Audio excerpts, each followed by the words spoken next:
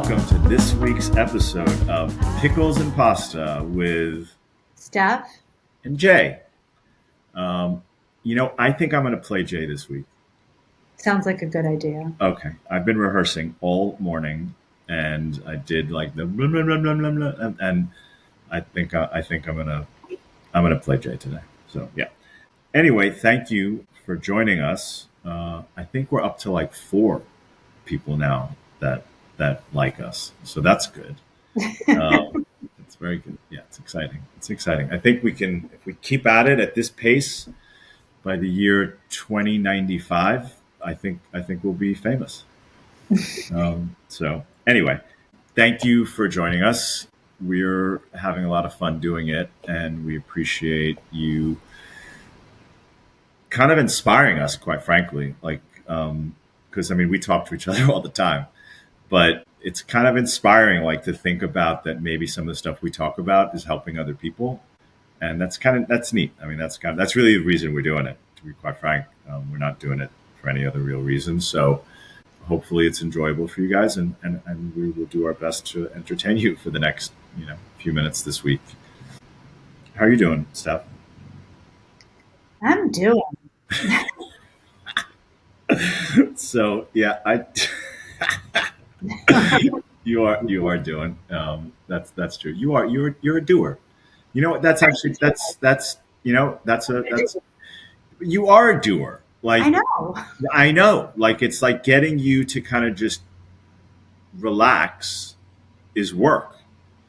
Like it's you really like to do things. It's admirable. I mean, it's not like I sit on my ass all day, but well, I am sitting right now. But it's admirable that you really like to do things. You really like to help people and to do things that are productive. And I think it's admirable. I'm just gonna throw it up. I appreciate it. So, for those of you who are just joining us for the first time, good luck.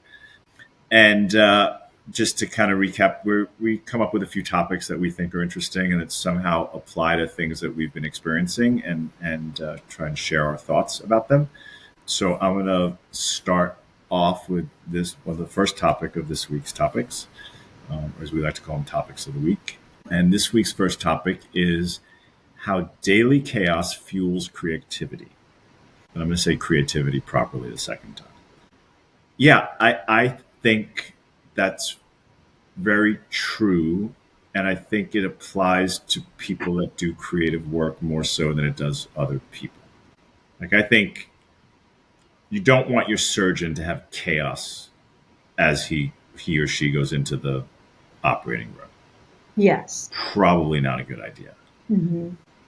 But chaos can inspire some amazing creativity. Yeah. Yeah, I think that chaos, it kicks in, I think, a natural reflex that is subconscious. And I think sometimes the things that we, the gifts that we have, the things that we prepare for, the things that we study and go to school for and get, credentials, or the things that we have become experts in, I think that so much information is actually stored subconsciously that when we get into a situation that might be a little chaotic and our brain is kind of sifting through all that subconscious material looking for a fit. And sometimes, and so like, you might be in a situation where you're a creative person and something is going wrong. And I think that's when, the subconscious, can kick in, and we come out with the brilliant saving idea, or the way that we can get this done that's way better than what we planned for. Don't you think that's true? Yeah, that's a good perspective on it. Yeah, I guess it depends on the type of creative work you're doing. Mm-hmm. But I think, it's like if you over rehearse for something, you tend to mess it up. right? Like, and I think that's a valid way to look. It's an interesting way to look at it, to think that it's the subconscious, like, because, if you're an actor and you're rehearsing for a role, you know your role. Like, you know what you're supposed to do. You know your mark. You know where you're supposed to go. You know what your manners are supposed to be. You know your lines. But when you over rehearse it, you tend to flub it up. You tend to kind of really, you just trip. You just, it's you overdid it. But when you're kind of like a little like, you're getting ready and they're calling you to set, or whether it's a theater or film or TV, and they're calling you and everybody's waiting for you, and you know that, and you're like a little more tense about it. Then you kick it in when you turn it on, and you knock it out of the park, like probably way better than if it was that really organized, exactly everything was so smooth. And I think, I've seen it with you as an artist. I mean, specifically you, like, if you're not in a bad mood, if there's like a lot of stuff going on, or like something happened, or you were thrown off your game, or something it broke, or you were late, or whatever, and then you go and you just go into your space and you put on your music and you do your thing, you'll come back later, or I'll peek in or whatever, and then you'll be like, I really made a breakthrough, or like I really think I made, like I've seen that, like with certain paintings you're working on, or certain things you're trying to do when you're designing stuff, and whenever you're like, when things are a little bit off, yes, it's maybe more tense. I certainly feel that, but what you end up producing is a whole other level, and I like it's fueling that because it's inside you. And I think maybe the lack of chaos, or the calm, or whatever the opposite of chaos is, it's not the best for creativity in a way, Yeah. because you just it's too plain. Yeah, and I would say, to on that note, chaos is basically, I mean, I don't know what the exact definition of it is, but it's basically energy that's kind of going off the rails. So, like, when that is happening in my life, for whatever reason, there's a lot of energy, and to be able to harness those feelings, because when you're in a chaotic situation, I know for me, I have a lot of emotions around that. I'm feeling a lot of things, and I'm trying to harness the energy. And I use, my art is all about energy and emotion. Like, my work is so emotional. So, it's kind of an inside joke between me and my therapist, actually, that, I hear other people on anti anxiety medications. And part of me is like, gosh, I wonder what that would be like, just to take a pill to bring down the temperature, or the chaos, basically, of someone's emotions. And I think it's amazing for people who don't need to use that kind of energy to do their work. I need that kind of energy. So I've always opted to kind of deal with it my own way and put all that chaotic energy into my art. Yeah, yeah, I think that's valid. I think, yeah, there's a lot of people that purposely don't want to take meds because things are calm and they're not as stressed, but it's not necessarily the best thing for them. I'm not saying it for everybody. I'm not trying to give medical advice here. Like, I think it's great, and I think there's time and place, right? But I think when we have to do things, and I think it's best that it's unrehearsed, right? Chaos isn't rehearsed.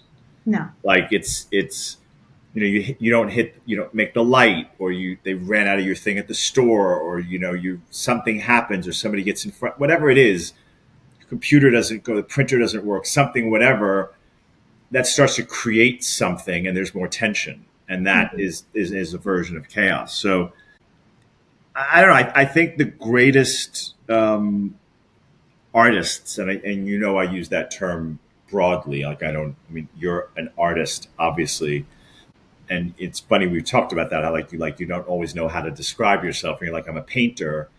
I mean, we said this the other day, and you're like, well, I said I was a painter, and I was like, it's funny because to me, when someone says they're a painter, I'm like, oh, what houses do you, how, residential or commercial? And you're like, well, I'm a painter, like I paint, like, so as opposed to a sculptor, as opposed to, so that's a whole other topic about terminology and use of language and or lack thereof. But yeah, I think it's yeah, I think it's kind of cool. Just to add to that, I come from a big Italian family, and there's always a little bit of chaos. And I also have the fashion brand. I have two, adult children. There's always something kind of chaotic happening in my life. And I I kind of think through and I work through all the different things that are going on. It's always like a million things going on. And I'm a deep thinker. So I'm thinking about what's happening with Allegra or with Gabby or with my mom or with my siblings, or, it could be so many things. And, for whatever reason, I feel like everything kind of has a hitch, nothing is kind of going off smoothly. And so there's always something that's kind of going through my brain, and I'm trying to figure something out, and it's making me have certain feelings and emotions. And then I think about my art series, and I just feel like it's the perfect, instigator, it's the perfect catalyst for me to delve into some kind of emotion based on the chaotic situations that I find myself in. Yeah. Yeah, I mean, it's actually, I think that's interesting, because from what your upbringing is, and just, not just upbringing, like when getting together, you and I having dinner or lunch or coffee or whatever together in our all day, every day sort of life is what it is. And sometimes there's a lot going on, so it's a little more intense, but it's soothing to a great extent. But going over, and your mom is lovely. I mean, I love her to pieces. And if it's just the three of us, it's reasonably chill. But you add one or two more people into it, even people who we love as well and get along with and are great and are excited to see them, it's a little more chaotic. And Yeah. there's a little more of this and there's a little more of that. And then, but I always see that how like I can feel your tension sometimes, and then you create something amazing, or you come up with this amazing idea about something you want to work on, and I think it comes from that. So yeah, I think it's yeah, I guess the key is finding how for each of us, because I think we all have a little bit of chaos in one way or another, whatever we decide to call it. And I think how we can use that and turn that into and that's really kind of what we're saying, like how you turn that into fuel for creativity. I think is I think when you can do that, that's pretty cool. Like I think it's a pretty It's a healthy way to um, to digest the chaos and to use it, repurpose it for something positive. yeah, yeah, that's true, that's valid. Yeah. So kind of I guess next topic a little bit aligned is thinking about like morning rituals and productivity hacks that we've kind of developed throughout our different experiences. And I think we talk about this, among you have yours, I have mine, and I'm always fascinated in talking to other people about like what they do and like when they and I don't necessarily ask like what side of the bed do you get out of people, but like it's interesting for me when people tell me what their morning, like somehow they just voluntarily will tell me like what their morning ritual is. I find it fascinating really how everybody has their own little thing, and everybody has their idea of what is productive and what is not, and what's it's just interesting. So Well, tell us what you do. What is your morning ritual? so I alarm goes off or I get up, I say a quick little prayer, and I get out of bed, wash up, clean myself. I'm gonna keep this clean for boys and girls out there, but get myself ready, coffee, sit down. I mean, okay, sorry, rewind. Let's start again. Get up, do my little prayer, kiss you, get out of bed, wash up, then the other stuff applies. And I do my best not to look at my phone. I'm looking at my phone earlier because of what's going on in the world right now. But I'd gotten to a point of not looking at my phone until after. So I do that morning. So I have coffee. I try to meditate a little bit, shower, prayers, then I would look at my phone. And now I look at my phone after like my first sip or two of coffee, which is not great. And I wish I didn't. And I wish I didn't feel that I really, I mean, I have to right now. I hope to get back to a place where that isn't like so important that that has to happen. And then from there, I get on with my day. So a lot of what happens in that time frame can affect what happens next. Mm-hmm. When my first call is or meeting or whatever, it's all, yeah, a lot can be dependent on that. Like if a lot has been happening overnight while I'm sleeping, that may mean I'm spending more time looking at my phone, which I prefer Mm-hmm. not to do.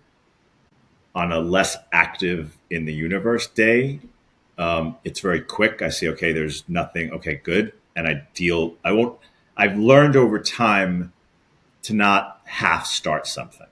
So a lot of times in the past, I've experienced and I worked on this. I would like open an email or open something and I say, oh, I'll get back to that later, which is not very productive. So I'll scan to see shit, is there something important I got to deal with now? Mm-hmm. And if it's something like, okay, I got a message from them, okay, got it. Okay, cool, I'm good. Nothing earth shattering. Okay, let me now try and ease into my day a little bit. And these are short. It's not like I have a lot of time to do that. Mm-hmm. But whatever that amount of time is, I work. I do what I can to do that. It's not, I haven't mastered it yet, that's for sure. Mm-hmm. But yeah, but why don't you tell our lovely audience what your morning ritual is? Oh, okay. Well, I'm a person who needs a lot of time in the morning. And it's not that I need a lot of time to do my hair or do my makeup or work out or anything like that. So just for those of you who haven't met Steph in person, she doesn't need to do any of that shit. Okay, she can get out of bed, wash her face, just clean her face, not like wash it because it has to, like it's dirty, but just like clean the night off your face, and she's fine. Like she could just go. Like she doesn't need the stuff that she does for herself. She does for herself. I can tell you as someone who's there, she's great. Straight out of bed, first thing in the morning, she's fantastic right now. So Well, thank you, Jay. But speaking to the whole ritual aspect, you know, I believe in I believe in my personal rituals, like the self care, like skincare. And so, like, that is definitely a little part of my morning. And I drink 2 cups of coffee. And I am going to share that I am a total weirdo when it comes to my coffee. I am not a straight, coffee milk kind of girl. I love these weird adaptogen, healthy, powders that I sleuth out on the internet. And I have my little addiction to them. And so I do 2 cups of coffee with these weird powders in the morning. And I'm not a big breakfast person, but that's not even part of my ritual yet. I use my phone in the morning because I like, obviously I have my posting I have to do, which I actually enjoy for the most part. I mean, there are times when I don't feel like doing it, but I do it anyway. But it has been so much part of my routine for the past 12, 15 years that it's it's easy for me. I have a rhythm. I enjoy it. It's creative for me actually. And so that's part of it. But I need about 2 hours in the morning before I'm ready to actually start my day. So I do get up pretty early. Sometimes I get up around 6. I'm usually up before 7. And I'm ready to go usually for my day around 9. Obviously, I can speed that up or slow that down depending on what's really happening. But one of the reasons why I am on my phone in the morning is because I use certain apps that are part of my morning ritual. I love checking my astrology. I know that's different, but I love it. It's just something I like to do. It's just like a guilty indulgence that I think is interesting. And I just need that little time to myself. And honestly, I prefer it if nobody else is up. I really like being alone in the morning and just feeling like it's just me. And I think about my day. I think about the day before. I think about what I'm going to do. And obviously, all of this kind of adjusts if I have a really heavy schedule. So that's kind of my morning ritual. Okay. And do you feel that, like, how does that help you the rest of your day? Like, if do you feel like days that you're not able to give it that full amount of time, or if you're whatever, if there's no internet or you I can't mean, use your phone, like, how does that affect your? yeah, I mean, that's not going to throw me off. I mean, if, there are times when you can't do certain things that you're used to doing. And, yeah, maybe it's annoying, but it's like you got stuff to do. I'm definitely a bigger person. I just go and get it done, and I'm not really that thrown off. I mean, you can allow yourself to be thrown off, but I'm really trying to practice much more self awareness and self control, So, Yeah, yeah, it's tricky. Obviously, when things happen and your days get thrown off, it's tricky. I know a lot of people that you speak to them in the middle of the afternoon, and you could feel they're off, and then if you just start talking to them or let them talk, they'll be like, "Yeah, I had a late start, or this happened, and then I got threw me off, and I haven't been able to get on track all day." Like a lot of people yeah, can't do that. So yeah, I've definitely, yeah, it's tricky. It's tricky. I mean, I think that ties into like the next part of this topic of productivity hacks. Like in a way, I think we all do things to find ways to be more productive. I think in general, I think that's for the most part, a lot of people would prefer to be productive than not productive, hmm even if that just means that they have more free time. Like it doesn't necessarily have to mean that they, some people really like to get a lot of things done in the day. Some people just have a lot of things they have to do, would like to do. And other people just were like, hey, if I'm really productive, I have more free time. Like that's whatever the reason is. It doesn't really matter. Personally, to me, I don't care. I mean, I think when you learn some of those things, they can even help even more so when your day gets thrown off, right? So, like if you have your morning ritual, and you mentioned with the stuff that you like to do and the amount of time that takes you, and that's cool. And I do my best to give you as much space and let you do your thing, and be there and supportive as best as I can. But I think it's cool, and I admire that. But sometimes with other people, whatever, if they get thrown off, if they have good productivity hacks or tools, whatever you want to call them, it helps get you back on center. It helps get you back so that you don't lose a day or a week or whatever. And I think it's important. I don't think everybody pays a lot of attention to like what they can do to create more efficiency and therefore productivity in their lives. well, I mean, one of the things that I do is I write myself a lot of notes. And, I know you have a pretty tight schedule, then you're really into your schedule. I I have multiple calendars and I'm constantly I don't know what I would do without these little sticky notes. I use these things. I write myself little notes. I'm constantly like making lists, crossing off the things I've gotten done. I stick them everywhere. And it sounds maybe silly to some people, but I like it. And it helps remind me, because Well, I have I so don't many different things going on. I don't think it's silly at all. I definitely have these moments where I feel I'm going to wake up one morning. There's going to be a sticky note on my head. Um, but no, I like the stickies too. I think they're cool. But yeah, you do use them a lot.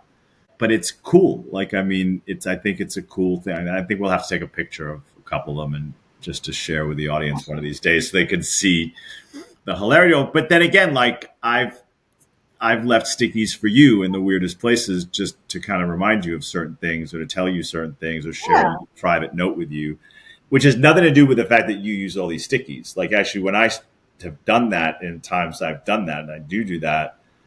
It was prior. I mean, I think your sticky phase has grown exponentially. Like right now, you use them a lot. Like you definitely do. But I always have, Jay. I know that. But I feel there's been a little bit of an acceleration. Like there was maybe a little bit of a lull for a little bit, and then I think somehow I'm noticing more stickies. Well, let's see. I've started a newsletter. I have an art website. We have Okay, a see, now podcast. hold on. It's time out. This is not There's this. a lot more things happening in our lives. Yeah. Okay. Fair enough. Fair enough. Like I have so many projects that are not connected at all happening right now. Yeah. But one of the greatest sticky note stories, which you weren't around for this is before your time. I was in this phase of really, I was just going through a time at some point, and I would write down all these affirmations. And was when my kids were in high school, and they would open up a cabinet, and there'd be a sticky. You're a wonderful person, and you're going to have like so many friends, and you're an interesting, woman. Like just all kinds of like, affirmations basically, and they would be everywhere. But they weren't out. Like you'd have to open up a cabinet, and then you'd see a sticky giving you an affirmation. So I used to do that. You still do that, darling. You still do that. Maybe you don't. Maybe it's Oh, I Maybe, have different ones in our apartment in New York. Yeah. yes, that's for sure. Yeah. What about a productivity hack? What's That's a productivity hack. Write yourself a bunch of helpful notes and put them where you need to see them. That's my productivity hack. That's your productivity hack? Okay. Yes. Okay. Fair enough. All I right. get stuff done. Sure. Yeah. I hear you. Yeah. I hear It you. I helps. hear you. Okay. Yeah. Whatever. Listen. Whatever works. I don't. There's no right or wrong. So another topic that's kind of come up, over time, and we've experienced. We all have different relationships with different people in the universe, business, friends, family, whatever, and we somehow convince ourselves that they feel a certain way or they're feeling a certain thing and how that relates to us. So, like, oh, they don't really like me, or they don't think I'm smart, or they don't like the way I dress, or whatever it is. And there's no basis of fact in this belief. But we convince ourselves of that. Whatever it could be is like, that person never returns my calls, or they don't reply to my text, whatever the fuck it is. It doesn't really matter. And that's not always true. Like sometimes it's true, but it's not always true. We've talked about that, about like, well, what if we maybe allow ourselves to believe that belief we have is not true? What if we think a different way about like this thing is happening, and maybe that's just the way that person is and has nothing to do with us. Like they don't ask us questions or they don't reply because that's just what they are. It's nothing to do with us. So I think when we allow ourselves to release that, it can totally change the relationship with people that we have, business or personal, Hmm. and improve it on a whole other level. Like it can take the relationship to a whole other level. I think partially because the energy that we change around it, and it just changes the dynamic. And I just kind of Yeah. wanted to throw that out there and as an open kind of topic. Yeah. No, I mean, I love this topic because there's that saying, don't take things personally. And I've heard that for a very long time since I've really started doing a lot of self work on myself. And, but I don't think I really grasped the true like application of that until very recently. Very recently, we were in a situation where we were around, certain people, and their behavior if I were just to like take the behavior to me, I take it personally. And how that person behaves to me, I take it at face value and I make an assumption based on that behavior directed at me. But then when I step out of it and I really look at how that person behaves in general, it's very clear to see that that is not just directed at me, it's really to whomever that person comes into contact with. It's who So, they are. yes. So I'm making an assumption, oh, they don't like me. Oh, they don't want me around. And then I shrink. I shrink in social situations around that person because I'm assuming all of these other things.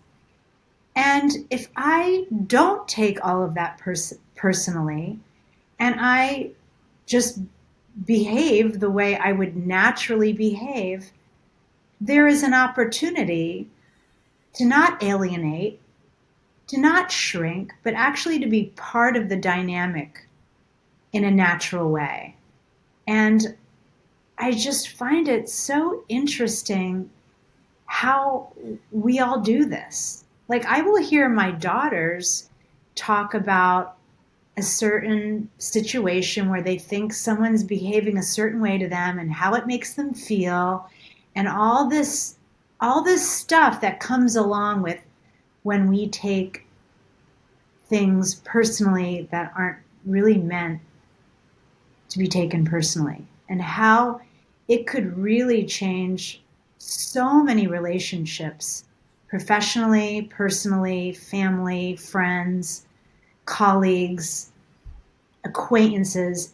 It would dramatically change it if we don't take those things personally and if instead we, realize that if they're doing that, they're probably doing that to a lot more people. And it's not about us, but it's about them. Yeah, I mean, I think we've talked about this. It's I often say like pull the lens back, like your camera set on this scene or that scene. And I think when you start to pull it back, you start to see things differently. And you can have it that you could say, well, so and so doesn't like my cooking, and it's like, well, it's not your cooking. They don't like anybody's cooking but their own. Like, so it's not you personally. It's just Yeah, they don't like anybody. It doesn't matter. It's not the spice you use. It's not the whatever. It's nothing to do with that. It's that they by right. default are going to criticize anybody else in the kitchen. And it could be the same thing with how someone dresses or so and whatever. And then when we look at that from that different perspective, it really, really, really can change things. And then we can make the decision we want to be around that person. We don't. We may realize, we thought that this person was so important to our lives, and then you realize, you know what? They're just assholes. It's not about me. It's not like me. It's my fault. It's like they're just not the kind of people I want to be around. Yeah, But at other side, you can find someone who you didn't think there was something with, and now you can be like, wow, we really can have something special here. A friendship, a business relationship, whatever, a family relationship. Could be a relative that you're like, now all of a sudden you get along with them in a different way because you're not taking these things that way. You're not forcing something. Because when someone makes you feel a certain way, people can either like just cower and shrink, or they can overexert themselves to be like, but I really want them to like me, so I'm really going to show them how special I am, and I'm really going to go. And then you're like putting all this work into something, and it goes nowhere, and it's deflated. You get deflated, like yeah, it's a weird sort of thing. So yeah, I mean, I've seen it with. I mean, you've experienced that, right? Like you've had that benefit of like adjusting your thinking a little bit, and it's been helpful, I guess, in some. yeah, yeah. It's really interesting being like part of such a large family. I get to see so many different dynamics. And, you know, I don't care how old you are, you know, as we go through life, we all evolve. I mean, and some of us, Well, that's not true. some of us don't, but I think there's still some kind of evolution. It might not be a Could be positive. devolution. Is there such a thing? Is that a word, devolution? Well, it could possibly not be a positive evolution, like they've turned into this, or I'm going to go with devolution. They didn't evolve, they devolved. they devolved. Yeah. So I mean, it can go different ways. But I personally love that where I am now in life, that I'm able to look at situations that I really wasn't happy with and see a different way. I can see them in a different way. And I like that. It kind of it kind of opens up, it's expansive and it opens up a new possibility in relationships, I find. Yeah, and I think that's great. I mean, it's wonderful seeing it with people you care about when that happens and how they're able to kind of evolve. And I see it with you and different relationships that we've talked about that you were unclear about, and yeah, I think it's we've talked about it. We've been in situations together, and then you'll tell me afterwards, like, what do you think? Do you think they thought this? And then when we kind of, okay, let's take it down. Let's think about it. Think about it, you as the outsider in that same conversation, not the person that was in that conversation. And it's healthy, it's healthy to kind of have that. So yeah, I think it's good to do that. I think it's just like, it's a little bit of a whatever you want to call it, a gut check or whatever, like to kind of check on the things that are happening, how they make you feel, and think about, like, okay, can I maybe, is there something I could do a little differently, see it a little differently, maybe see their perspective a little bit differently, and then you go from there, and hopefully something positive, can grow from that. I think it's healthy to at least experiment with it. Where it goes or not is something else, but I think Yeah, it's I mean, definitely worth the experiment. there are a lot of patterns that pop up in relationships, whether it's family or whoever it is. And I think if you can get an objective person to say, you know, what is your observation of this dynamic? Are you seeing this? Like someone who's like removed from the situation, but can also still see the situation. I think that can be helpful. It can Yeah. also not be helpful depending on what the person Well, is. that's you're defining in a way why people have therapists, Yeah. right? Yeah, I that's mean, true.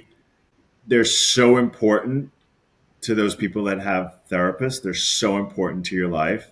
It's not life, you won't die if something happens, but they're really, really important. They have a very important role, but they're not your friend. They're not your relative.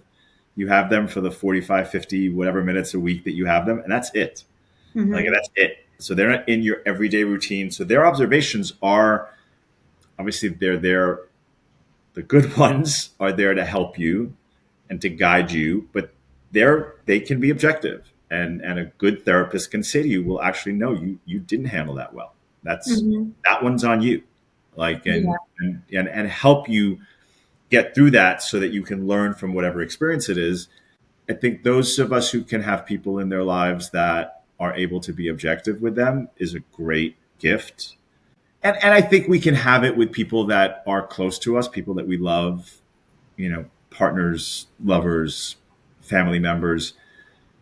There are those. I think it's a rare breed, but there are those that can be like, look, I can love you with everything I've got, but I can also be objective in this situation. And even though I want you to win, I can be objective and not criticize you or hurt you or say something mean, but I can be objective to say, okay, I see this other perspective, and be comfortable enough with a relationship that you can say that to the person, Yeah. because Mhm. it's a tricky balance. But I think, yeah, I think it's good. It's good to kind of at least take that beat, in when we have these relationships with people where there's that little bit of something that we wish would be better, and, Mhm. and look at it from a different lens. I think it's a positive thing. I think it's a really Yeah. positive thing. I do too. I do too. Yeah. Cool. Well, I think, let me check my watch. Oh, I didn't wear my watch today. I think it's time for rapid fire questions.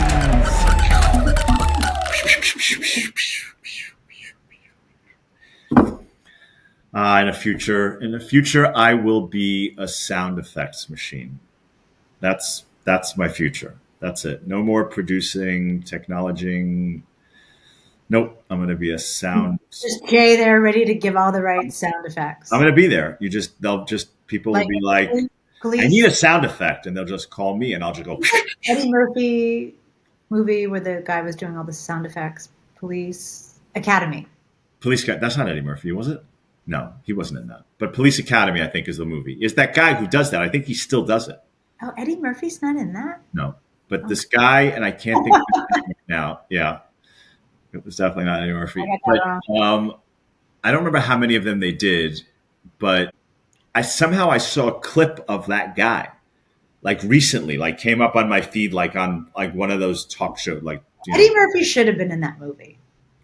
I think he was probably a little busy counting the incredible amount of money. Actually, funny, I just spoke to somebody yesterday who knew him back in the day, like when he first made it, like big made it. And she was being courted, I think by, I think it was Paramount. I think she was being courted by Paramount and he wanted to hire her to work for him because they gave him his office on the lot. And she ended up not getting the job with him was taking too long to evolve, and Paramount offered her a job, so she took it. Uh We were huh. both really young, and she said I ran into him all the time on set. Like it was the most. It's It so literally cool. just happened. It's funny that you mentioned Eddie Murphy because Yeah. I didn't tell you about that call with this woman. Yeah. Um, I know what a big Eddie Murphy fan you are. I really like Eddie Murphy. I think I think he's just I admire him. I admire him as a comedian. I mean, he's had his issues, like everybody's had their issues. Yeah. I mean, okay, he's had issues that other people haven't had. But regardless, I think he can't. He just. I think he's a legend. He's a legendary comedian and actor. I think he Yeah. is. So I love comedy. I mean, that's no secret there. I love all comedy. I love like old like pre like just jokes that were written 150 year 200 years ago, and I like funny modern like today like fresh today stuff that's just to me. You've seen me like look at some of this stuff and I'm peeing in my pants laughing at some of this stuff. Those little baby character videos doing Oh like yeah. one voice and the other voice. I can't control myself. What, they come up on my feed now, all like through in between posts, and I'm like, don't do it, because you'll be here for a half an hour. Like I can't control myself when I do stuff. But when it comes to like the actual person comedian, like not just comedy, but comedians, I really respect and admire the ones that are respected and admired by other comedians. Like to Mm. me, those are the ones that I'm like that's a whole other level. Like to get that's just a whole other level. Like I saw some quick little thing the other day. I couldn't control. I couldn't stop. Like Martin Short on Jerry Seinfeld's comedians in cars having coffee, whatever. And I saw just a couple of clips. Then I watched more of it, and so Jerry asked Martin. Sorry, guys, this isn't the rapid fire, but I can't stop. So Jerry asked Martin like what was like what was the greatest accomplishment or something like that, like who did you make laugh, and he made Mel Brooks laugh, and that was his like that was it for him, like that was the pinnacle of pinnacles for him, because I mean, Mel Brooks is, I mean, he's god, I mean, he's legendary, like Yeah. for history, I mean, forever he's going to be, you know. And that was like thing, and like that to me, like that to have that level of respect from your peers. I mean, money is nice and living indoors is nice and all that sort of shit, but that's something else. Like that's it's not the awards, right? He didn't say, "Oh, when I won the blah blah blah award or we won an Emmy," or he didn't say that. He Yeah. made what he who he thought was one of the greatest comedians of all time. He made him laugh. That was like the thing, and it's Yeah. I mean, I think when people are great at anything, I think that their crowning moments are gaining the respect of someone they admired in that field. yeah, I hear that a lot, whether yeah, it's design or art or medicine or whatever it is. I think it's earning the respect of people you respect in your Yeah. field. Yeah, it was like when Keith Richards told me, "You're the guy that strings the records." Um, yeah, You have to tell that story on this podcast. yeah. I don't know. Maybe not. One of these But days. Anyway, so on to rapid fire questions. So, do you want to go first, or do you want to go first? I'll go. I'll ask first. okay. Okay. A book that changed your life. The Fountainhead Okay. by Anne Rand, in case anyone doesn't know. And for anyone listening, you should read that book. Okay. Uh, call or text. So I'm sorry. So that's the way it's written on our script. Yeah, I saw that. So, do you prefer to call or do you prefer to text? I'm changing the. I'm expanding on the rapid fire question. So, do you prefer to call or do you prefer to text? Well, It's supposed it to be. really depends. It depends on, okay, it depends on what you're calling or texting about. So I would prefer to text because it's less time consuming. But if it's just like something that's delicate, obviously I'm going to call somebody. Okay, I'm gonna part B. Do you prefer to be called or do you prefer to be texted? Same thing. Okay. I prefer to be texted just because I'm busy. But if it's something special or sensitive, I do prefer a call. Okay. Uh, one thing you wish you were good at. Singing. Oh wow. Yeah, that's yeah. Okay, that makes sense. Yeah, and that's probably not even subconsciously why you wish Gabby would sing more. Oh, yes. Yeah. My Okay. daughter, who sounds like Amy Winehouse, will not sing. Yeah. No, she definitely won't. She definitely won't. Okay, Mr. Schweig, name a book that changed your life. So I'm not a book reader. This one's tricky. So based on the lack of reading that I do, it's going to have to be the Bible. But there are a bunch of books that I have handy and on their way that I must read that I think are not that they're going to have a greater impact on me, maybe so than the Bible, but and I don't mean that from a religious as much as a soul and learning and how to be a better creature. But there are some books that are on my list that I think I'm going to be reading, and I think they're going to have a pretty big impact on Well, my. name one of them. I'm going to flub this. So I'm very much looking forward to reading my friend David Homan's new book. And I think it's called Orchestrated Connecting, but there's a better title to it than that. But just look up David Homan new book. I'm very interested in reading that, and there's a bunch, but that one's definitely coming, and there's a few others that I've got handy that are right there. Okay. And wait till I write my book. That goes without saying, darling. When you write your book, I will definitely read it. Thank you. I promise. Okay, number two, one thing you wish you were good at. You skipped over number two. Well, I can go out of order. Apparently, you can. Yeah, I mean, there's so many things I wish I was good at. Um, yeah, I don't. One thing you Yeah, wish you were I know. Yeah, I'm stumped. Dunking a basketball. Oh, okay. That's cool. That's cool. That'd be a good feeling. Call or text? So I definitely prefer a text over a call unless it's a conversation. So Okay. I'm not a big fan of the 83 and what about this and how about that and what do you think about this and where just okay, 2 minutes we can get this done. This is taking forever. Like I just no. Yeah. And I say that because a lot of times people will call and I'm like in the middle of something, whatever that may be. And over the years, I kind of stopped calling people because I'm like, I don't know what they're doing. And it's like, it's rude. Like, what if they're in the middle of something? What if they're with their kids or having sex or in the shower or in the middle of a call? Like, I feel it's rude to just call without them knowing I'm going to call. And that Yeah. sounds like a little too organized or too rigid, No, but I totally get that. I totally get that.